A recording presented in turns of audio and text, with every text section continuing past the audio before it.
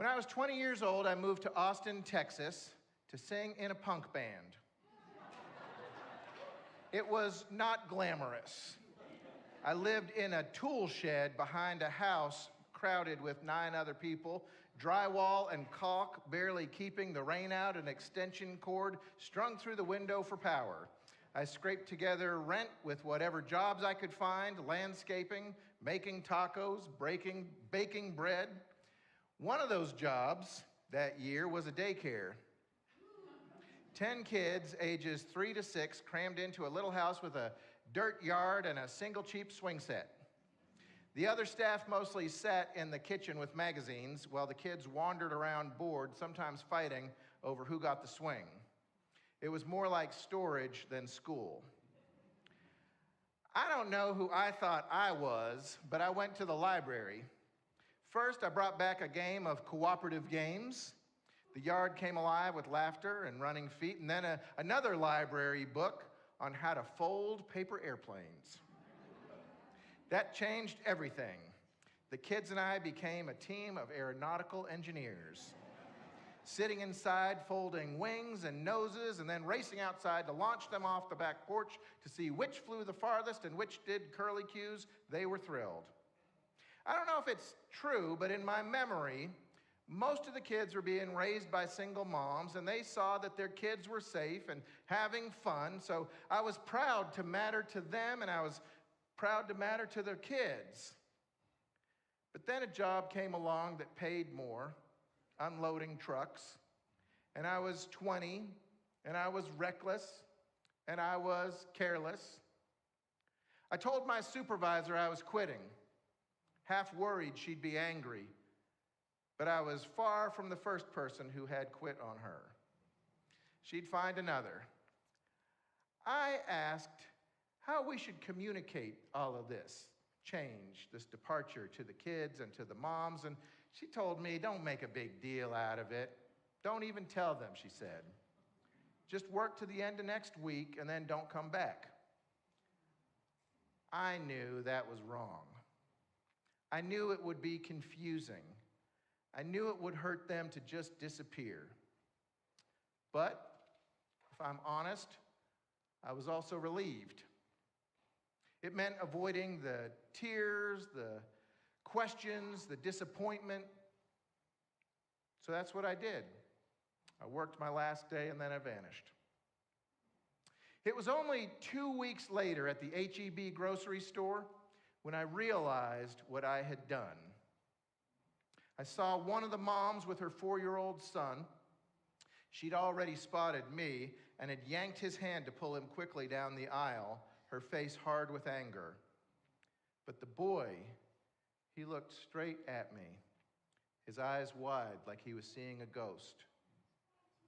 And in that instant, I realized the weight of the impact of what I had done on all of them, not just him, to just disappear, to not treat the relationship as something worth tending to become one more man who left without saying goodbye. And I knew even then that I've got this thing in me, this way of gliding over the hard stuff, of sidestepping the pain, and that actually it was a way of choosing my own comfort over doing the right thing at a cost to others. Maybe you've had a moment like that, when you look back and realize, oh, that wrong turn, that wasn't just about me, that cost somebody else. The Apostle Paul put words to all this in Romans 7:15. He said, I do not understand my own actions. For I do not do what I want, but I do the very thing I hate. That's the tug of war inside us. The times when we know better, but don't do better. And I would guess we've all been there. Snapping at your child and they carry the sting. Checking your phone, scrolling at dinner, and your partner feels second place. Staying silent in the presence of racism. ignoring the unhoused neighbor, driving past that for-profit prison, buying the cheap clothes that somebody else pays for with their body. These are all wrong turns, sometimes small and personal, sometimes vast and systemic, and always with a cost. The great traditions give us language for this. Christianity calls it sin, not just breaking rules, but breaking relationship, missing the mark so others are wounded. Buddhism calls it dukkha, the wobble, that grinding imbalance that spreads suffering to those around us. Islam calls it ghafla, forgetting what matters, forgetting one another, forgetting justice. And when we see it in ourselves, we may wish we could erase it, or just wallpaper over it, or tell ourselves the lie that it doesn't really matter, minimizing the harm for the ease in ourselves. But as Gandalf says, I got some nerds out here. As Gandalf says, things are now set in motion that cannot be undone. So what can we do? How can we relate to those wrong turns in our lives, even when they're in the rearview mirror? Here's where we turn to the garden. In a garden, nothing is wasted. Yesterday's coffee grounds, last night's onion skins, the pile of leaves from last fall, all of it goes into the compost heap. At first, it looks like garbage and smells like decay, but give it time. Let the microbes and the worms do their work. Let the heap heat up, and what seemed like loss, what seemed like rot, now becomes black, rich, nourishing soil, the stuff of life itself. Evolution tells the same story. Evolution is composting all the time at the level of genes, at the level of individuals, at the level of groups, even at the level of whole species. Nothing is wasted. A trait that doesn't work out in one creature might reshape the chances for another. A failed beak shape in one bird species shifts which seeds survive, and those seeds become food for the next bird in line. What we call failure still feeds the system. And it's not just individuals. Whole species co-evolve. Think of flowers and pollinators, bees and blossoms shaping one another over millions of years. If one season fails, the other adjusts. Life improvises. The scraps get turned, nothing wasted. Even down deep in the cell, the same truth holds. Scientists used to call certain strands of DNA junk. Junk DNA, they didn't seem to do anything. But now we know that junk helps regulate genes of the future. What looked useless turns out to be essential. Evolution composts everything, and here's where faith joins science. Our universalist ancestors dared to believe what sounded impossible, that not a single soul is ever thrown away. Not the weary, not the wayward, and not the worst among us. All are gathered into the mercy of God. All belong. That's a hard word in a world that tells you to bury your losses, to landfill your grief, to pretend your mistakes never happened. But the gospel of compost says otherwise. It says, tend those scraps of your life. Turn them gently. Trust that in God's good time, even sorrow and failure can ripen into compassion and courage. This is resurrection written into the fabric of creation. Out of rot comes richness. Out of death, life. Out of yesterday's scraps, tomorrow's good harvest. So hear this good news. Not your grief, not your mistakes, not your courage, and not your song is wasted. In this community, in this cosmos, in the heart of God, nothing is wasted. And from that dark and fertile soil, something new is always on the way. So here's perhaps where it comes home to you. because I don't know what scraps you came here holding this morning. Maybe it's the harsh word you wish you could take back. Maybe it's the friendship that ended with silence instead of the truth. Maybe it's the season of your life that you still call a failure, that time you quit when you hid, that time that you ran. We all have these stories we wish we could edit out. Those wrong turns that we wish we'd rather discard, those wounds that we'd rather cover over and forget. But here's the promise of compost. Inside the very thing you wanted to throw away, a gift may be hidden. What looks like rot holds the seeds of tomorrow's growth. Think about it. The parent who remembers snapping at their child learns slowly to practice gentleness. And now that child grows up in a home where repair is possible. The manager who once dismissed a colleague with sarcasm now leads by listening, and the whole team breathes easier. The neighbor who once ignored the unhoused man on the corner now makes eye contact, speaks a name, and fosters friendship. An old word for this ongoing process, if we choose it, is, hold on here.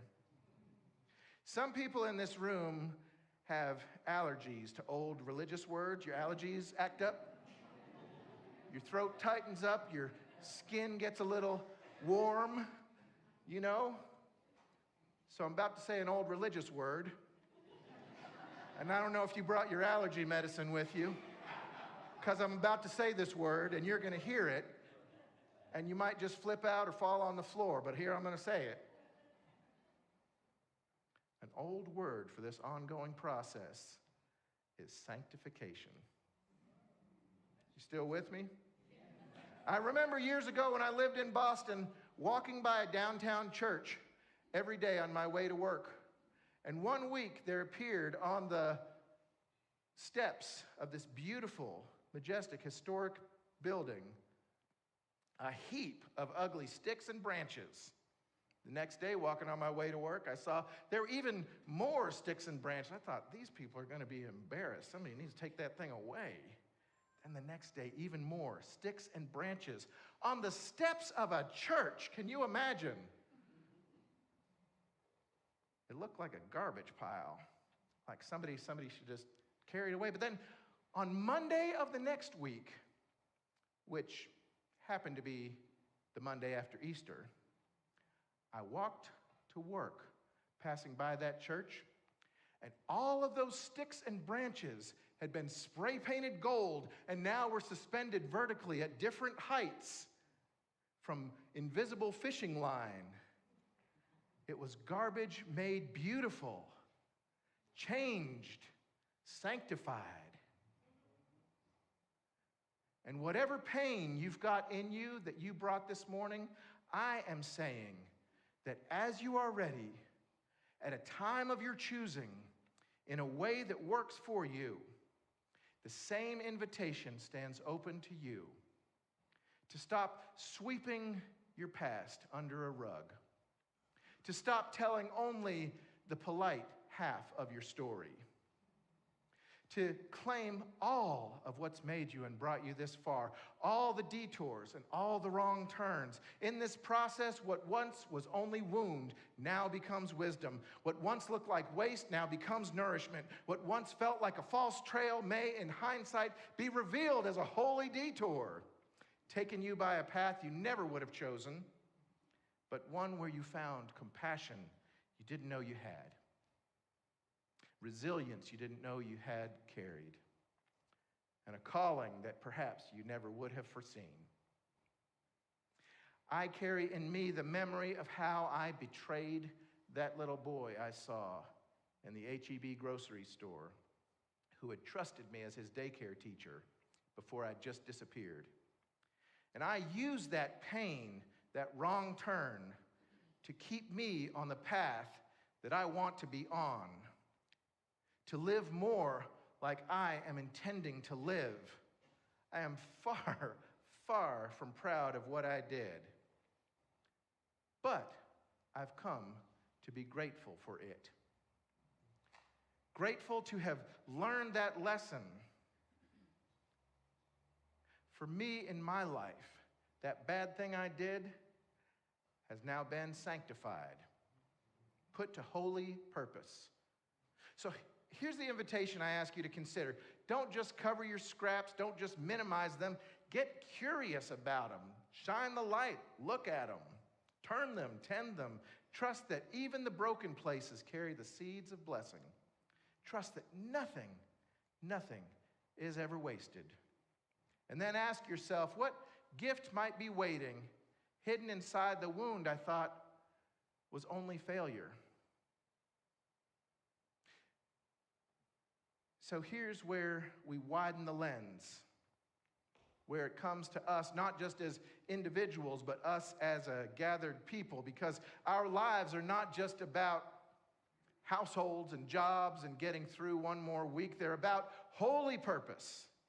They're about the unfolding power of all-conquering love in this world, which means that our work of sanctification can't just stop with us. It must move through us out into the world of anger and pain all around. We gather this morning with eyes wide open. We're not here to play make-believe. We've heard the decision of the federal court here in Georgia, stripping protection for our trans siblings and trans selves. We grieve the school shooting last Wednesday in Denver. We reckon with the murder of a right-wing activist by somebody that turned out to be even farther to the right. And the temptation may be to wish it all away, to wish that we could somehow wake up, or to retreat and hide under a table, to tell ourselves it's only a matter of waiting till the midterms, as if this was a political chess game and not human life on the line. But we know better. We know that what we face is the unleashing of violence and shame and fear and racism and hatred. And we know, too, that there are entire online industries designed to poison young minds, targeting boys as young as 8 or 9, grooming them, marinating them with that poison to grow up into men drunk with bitterness and brutality. This is not over tomorrow. This is not about the midterms. This is about this age that we're living in. And there's no going back now to some mythical Garden of Eden. Things are now in motion, said Gandalf, that cannot be undone. And yet, hear this, if hatred is in motion, then so is hope. If violence is in motion, then so is vision. If despair is in motion, then so is deliverance. So the question is, what will we do with all of this suffering, all this fear, all this violence? Will we avoid it, or are we going to compost it? Will we dare to believe that even this pain, even this rubble, can be transformed for the service of the holy? Because in a world of tantruming children, we are called to be the adults in the room.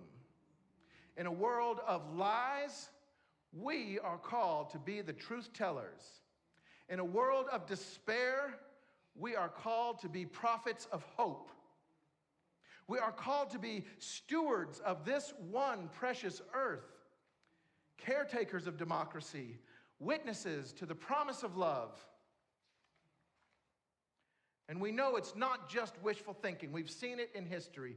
Look at Germany, where the horror of the Holocaust has not been erased, but has been faced, so that memorials and museums stand as teachers. And to people who once trafficked in unspeakable cruelty now labor to build together a culture of vigilance against hatred. Look at South Africa, where the long nightmare of apartheid was met by a Truth and Reconciliation Commission, not perfect, but a turning of wounds into wisdom and the seedbed of a new multiracial democracy. Look here in the South, where the scars of slavery and Reconstruction and Jim Crow and are still present, are still visible, yes, and yet from those same scars rise up communities that are telling the truth, teaching the lessons, and shaping practices for a new world more just than the old. So yes, let us grieve. Yes, let us mourn. Yes, let us rage. And then let us rise. We will compost cruelty into compassion. Say, yes, we will. Yes, we will. We will compost pain into purpose. Yes, we will. We will compost violence into vision. Yes, we will. We will compost despair into determination.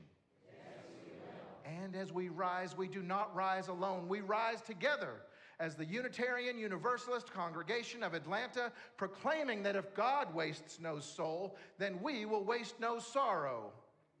If in God's garden nothing is wasted, then not one tear we shed will fall in vain. So when the path grows weary, we sing, guide my feet while I run this race. When the nights get long, we sing, guide my feet while I run this race. When the struggle is fierce, we sing, guide my feet while I run this race, for I don't want to run this race in vain. Guide our feet toward love, guide our feet toward justice, guide our feet toward tomorrow, toward a world sanctified